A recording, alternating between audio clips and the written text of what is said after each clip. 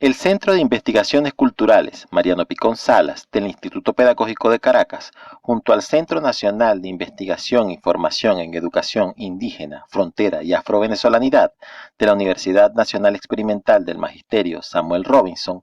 acompañado por la Universidad Popular del Ambiente Fruto Vivas, la Universidad Nacional Experimental de la Gran Caracas, la Universidad Nacional Experimental de las Artes, el Centro Nacional de Historia y Fundambiente, le dan la bienvenida al diálogo transdisciplinario El Esequibo es Nuestro a la doctora Ángela Angulo. Gracias por su participación. Adelante, la escuchamos.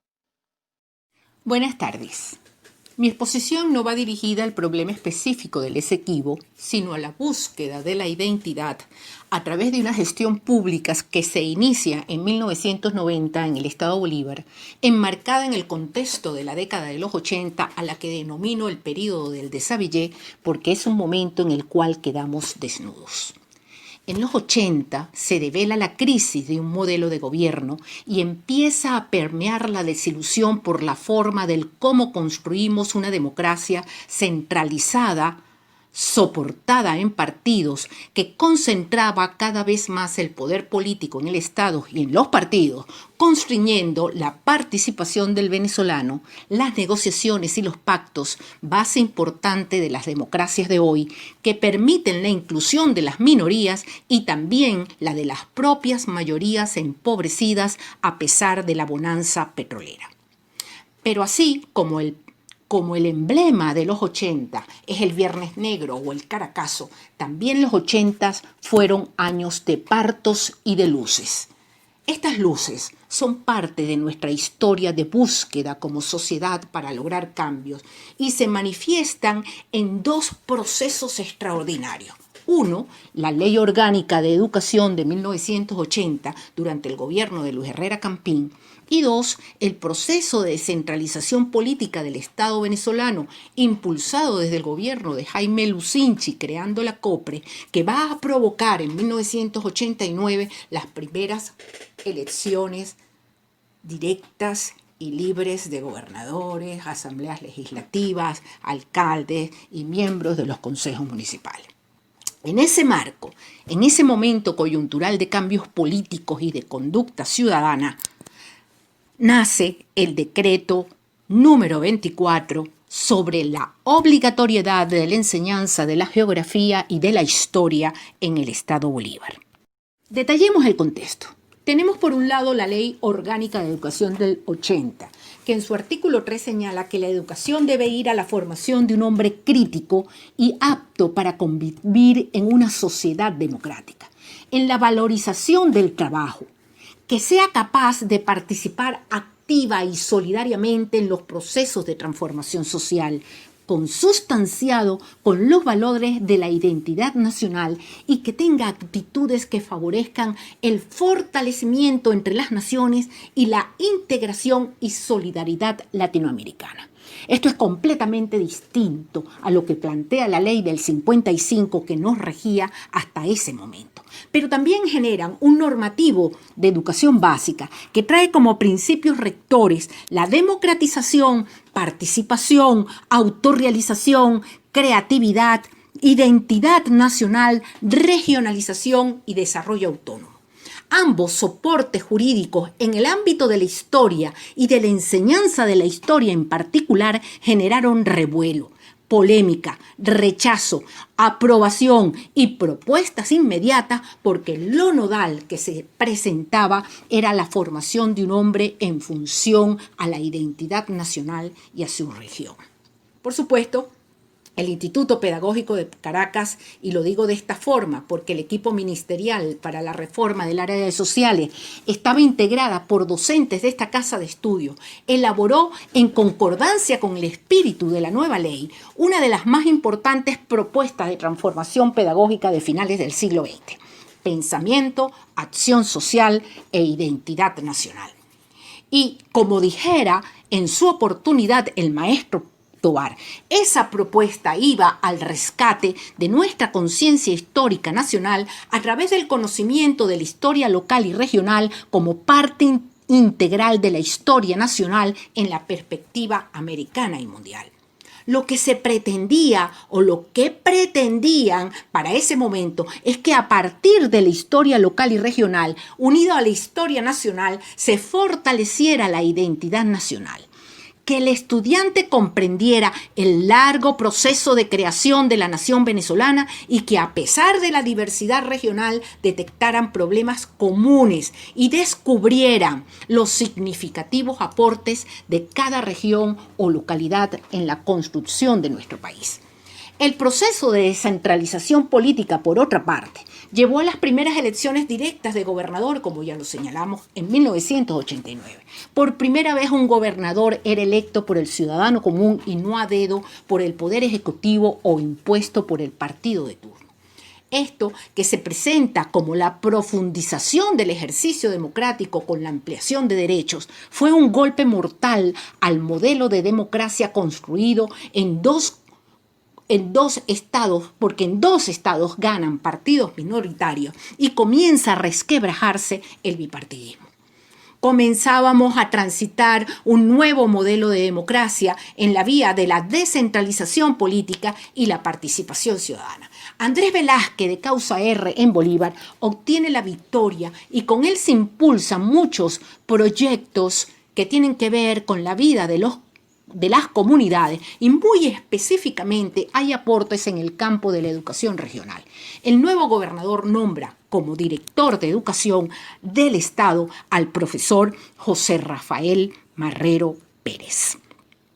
¿Quién es el profesor Marrero? El profesor Marrero nace en Nueva Esparta en 1921 y pertenece a la primera promoción de egresados del Instituto Pedagógico Nacional en la especialidad de biología. Ha sido profesor de secundaria, de educación superior, gremialista, director de centros de investigaciones, miembro de comisiones de transformación curricular, colaborador con diversos gobiernos regionales y participante de la Brigada Carlos Gauna para la capacitación y perfeccionamiento de 500 maestros en Nicaragua. Y hay que agregar que ha escrito varios libros sobre los problemas educativos en Venezuela. El profesor Marrero es un fiel defensor de la escuela nueva y esto no es por casualidad, porque esas primeras promociones de egresados del pedagógico están formados bajo ese espíritu y están influenciados por el movimiento de renovación pedagógica que se inicia en nuestro país bajo el impulso de la Sociedad Venezolana de Maestros de Instrucción Primaria a principios de los años 30. Durante toda su vida, el maestro Marrero va a enarbolar esas banderas, quienes señalan que la enseñanza debe estar centrada en el alumno, que debe partir de sus necesidades, soportada en su realidad, con una planificación de experiencias de aprendizajes concretas para la acción directa y la experimentación del estudiante partiendo de lo local, a fin de preparar a un hombre para el trabajo y la convivencia democrática. A este bagaje teórico que lo va a acompañar a lo largo de todo su camino educativo, le agrega dos pensadores venezolanos: Simón Rodríguez con el Aprender en Libertad y Luis Beltrán Prieto Figueroa con aquello referido a que el maestro no es eunuco político y debe ser líder de comunidad. El profesor Marrero y su equipo inician su gestión realizando un diagnóstico de la situación educativa del Estado Bolívar, detectando problemas semejantes a los que afectan a toda la población venezolana: pobreza, exclusión, deserción escolar, deterioro de la infraestructura, falta de dotación, etc. Realizan un plan sectorial de educación en 1990, elaboran la fundamentación del modelo educativo para el Estado, desarrolla un problema alimentario, inicia la reparación de los planteles y empieza la dotación de las escuelas. A la par,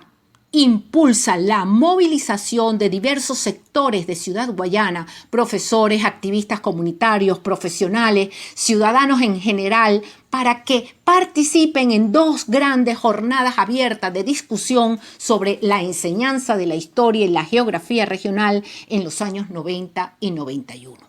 Resultante de todo este movimiento ciudadano, van a surgir 3 decretos. El primero, el número 24, sobre obligatoriedad de la enseñanza de la historia y la geografía del Estado Bolívar, que establece que es obligatorio la enseñanza, la promoción y difusión de la historia y geografía en el Estado Bolívar en los diferentes niveles y modalidades del sistema educativo, y cuya principal redactora va a ser la historiadora Hildelisa Cabillo. 2. Realiza un proyecto de decreto de creación del Centro de Investigaciones Históricas del Estado Bolívar, que se concretiza en lo que se va a llamar Comisión de Historia y Geografía Regional del Estado Bolívar. Y 3, un proyecto de creación del Fondo Editorial de Autores y Temas guayaneses, Manuel Piar, y la Red de Bibliotecas Regionales. Pero paralelo a esto hay que mencionar la existencia de un trabajo mancomunado con la Alcaldía de Caroní bajo la asesoría del profesor Rutilio Ortega de la Universidad del Zulia para crear la Cátedra 11 de abril en homenaje a la batalla de San Félix en 1817, dirigida a la discusión pública de procesos históricos regionales de carácter mensual para incorporar a la población a conocer y debatir su historia regional y crear conciencia sobre la necesidad de reformular la enseñanza de las ciencias sociales. Con el nombre de Comisión de Historia Regional del Estado Bolívar comienza a funcionar el Centro de Investigaciones Históricas. Esta acción estará impulsada por Hildelisa Cabillo y la licenciada Cristina Niklas y tuvo por sede la Casa de la Cultura del municipio Caroní. Ellas conformaron un equipo de profesores del campo de las ciencias sociales de básica y de la Universidad Nacional Experimental de Guayana, un docente indígena formado por la Universidad de Carabobo y diversos profesionales de la Dirección de Educación de la Alcaldía del municipio Caroní. Las primeras acciones realizadas estuvieron dirigidas a la capacitación del grupo a fin de conformar un equipo consolidado de investigadores regionales. Se realizaron cursos de teoría de la historia, corrientes historiográficas, investigación histórica y enseñanzas de las ciencias sociales, con prestigiosos profesionales del campo de la historia regional y de la geohistoria, provenientes de la Universidad del Zulia, Universidad de los Andes y del Instituto Pedagógico de Caracas. Hay que señalar que este proceso coincidió con el inicio de la maestría de enseñanza de la historia en el Pedagógico de Caracas y se me combina como integrante del equipo de la Comisión de Historia Regional a realizar como tesis de grado una propuesta curricular para la enseñanza de la historia y la geografía en el Estado Bolívar. Quiero agregar a esto que aunque el trabajo se adelantó mucho, lamentablemente el producto fue abortado al perder las elecciones regionales, la causa R en 1995 y la nueva gestión administrativa desmanteló totalmente el proyecto educativo del profesor Marrero. Antes de trabajar este punto, debo señalar que para el momento del desarrollo inicial de esta investigación, el profesor Marrero ya no ejercía el cargo de director de educación del Estado Bolívar y estaba en manos de la licenciada María Teresa Hansen, quien continuó su labor y ejecutó el plan sectorial de educación. La profesora de Geografía Maruja Taborda del Instituto Pedagógico de Caracas y miembro del Centro de Investigaciones Geodidácticas de Venezuela va a orientar la investigación bajo una concepción interdisciplinaria. Con ella se alcanzó lo siguiente. Lo primero, definir el marco legal, soportado en la Ley Orgánica de Educación del 80, el Normativo de Escuela Básica del 87, la Ley Orgánica de Descentralización del Poder Público de 1989, el Plan de Desarrollo Sectorial del maestro Marrero del 90 y el Decreto número 24 del Ejecutivo Regional sobre la obligatoriedad de la enseñanza de la historia y la geografía regional del 91.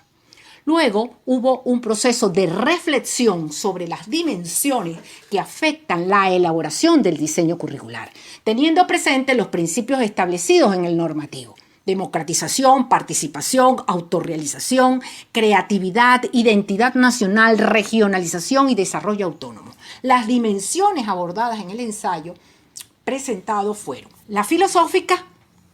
dirigida al qué enseñar; La pedagógica al cómo enseñar, la social el para qué enseñar y la psicológica a quién enseñar. Bajo esta reflexión debía necesariamente ir al diagnóstico del Estado Bolívar.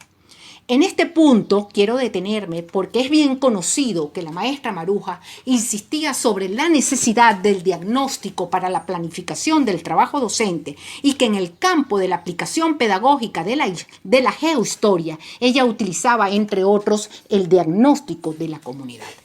En este sentido, al elaborar un diseño curricular para el Estado Bolívar, debía, orientada por su experiencia, conocer la realidad regional, su complejidad, su dinámica y su diversidad, a fin de que emergieran de allí las unidades curriculares y los instrumentos que me garantizaran la operatividad del principio de regionalización y el funcionamiento de una educación con sentido nacional. Para esto construí 12 cartas geográficas, de las cuales quedan lamentablemente solo los borradores, corregidos por la docente, soportados en datos de la UCEI, CBG, Alcaldía de Caroní, encuestas, entrevistas, observación directa y revisión hemerográfica por espacio de un año llevada a cuadros, con los cuales se construyeron matrices, se aplicó el método de los conjuntos del maestro Ramón Tobar, se utilizaron las herramientas que brinda la cartografía conceptual y se aplicó la técnica de triangulación de cartas y fuentes sin llegar a realizar un cartograma síntesis. Las unidades curriculares que se desprendieron del estudio cartográfico y de las otras fuentes, aquí quiero hacer la salvedad que no se llegó a una formulación de un nombre puntual para cada unidad curricular, aunque sí se hizo un listado de posibles problemas a tratar en cada una de ellas, fueron las siguientes: historia local y regional, geografía y ecosistemas locales y regionales, problemática de fronteras, comunidades indígenas, género de vida y transculturización, preservación y patrimonio biocultural. A modo de ejemplo, les voy a presentar uno de los cartogramas para visualizar lo que se intentó hacer. Les pido disculpas por el estado de la presentación de las cartas. Este cartograma es sobre el movimiento migratorio del Estado Bolívar y lo traigo a colación por la temática de esta jornada. Se construyó a través de datos de la UCEI, pero posteriormente fue modificado por un trabajo de campo en un barrio consolidado de San Félix, cerca de Chirica, con presencia de población procedente de Guyana, que según las estadísticas de la alcaldía del municipio Caroní, se dedicaban al sector terciario, manifestándose la repetición en Bolívar de las migraciones que se dan en Venezuela a partir del boom petrolero. Encontramos entonces en este cartograma, entre otros aspectos para visualizar, lo siguiente: una alta tasa de concentración de la población en Ciudad Guayana, al norte, lo que está en anaranjado, y un mayoritario territorio despoblado. Y 2, un flujo migratorio interno procedente en su mayoría de los estados orientales al norte y de la propia población del Estado Bolívar desde el sur, que atraído por las empresas básicas de Guayana van a provocar innumerables invasiones. También encontraremos un flujo migratorio externo por iguales causas, pero diferenciamos a los que llegan de Guyana. Para este caso específico, se aplicó una encuesta a 12 personas provenientes de ese país con la ayuda de una bedel del liceo donde yo trabajaba. El cuestionario fue de preguntas cerradas. Ninguno sabía leer ni escribir español, aunque 11 de ellos lo hablaban. 2 de los reactivos estaban dirigidos a la identidad. Los encuestados en su totalidad manifestaron ser de Guyana y no ser venezolanos. 11 desconocían si provenían de una zona en reclamación porque ignoraban el hecho. Paralelo a estos resultados de la encuesta, se les aplicó a los jóvenes de 4 secciones de 8º grado de la Escuela Básica Nacional Puerto Ordaz, población mayoritaria de estudiantes para ese momento, de hijos de trabajadores de las empresas básicas, un diagnóstico de comunidad con preguntas abiertas, y entre los ítems se incluyó uno referido al Esequibo. La respuesta sobre si conocían lo que era la zona en reclamación pueden agruparse en un 30% que lo identifica como una zona de selva, un 25% como parte del mapa de Venezuela que tiene líneas, un 10% señaló que era una tierra reclamada y solo uno de ese 10% indicó que se reclamaba parte del territorio a Guayana, y el resto, 45%, dejó el reactivo sin contestar. Esto devela el problema de la identidad, el problema de la soberanía y el problema de la zona en reclamación y su internalización en el inconsciente colectivo. De la observación de este cartograma y de otros sobre la intervención del hombre sobre el espacio y del resultado de las encuestas, además de su análisis, se desprendieron problemas que agrupado generó la unidad curricular problemática de fronteras. ¿Cuáles son las conclusiones? Primero, la preocupación por desarrollar experiencias pedagógicas a partir de lo local y regional y desarrollar ejes de interés a partir de allí, como una constante de esas primeras generaciones de egresados del Instituto Pedagógico Nacional, hoy de Caracas, y que se han convertido en huella de nuestras propuestas educativas. Es un sello.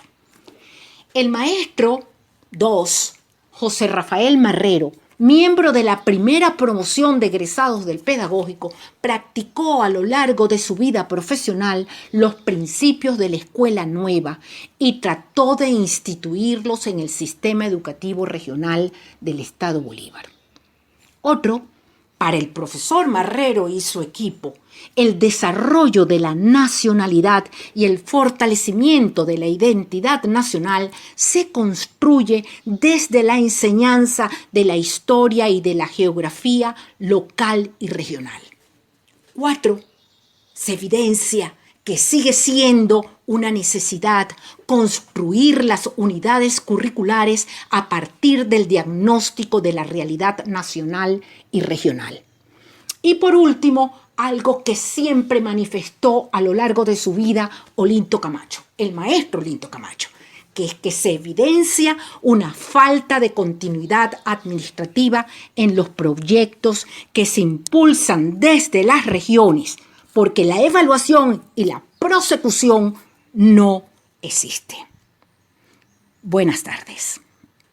Ya concluida la oratoria, los invitamos a enviar sus preguntas y comentarios para desarrollar la interacción del conversatorio.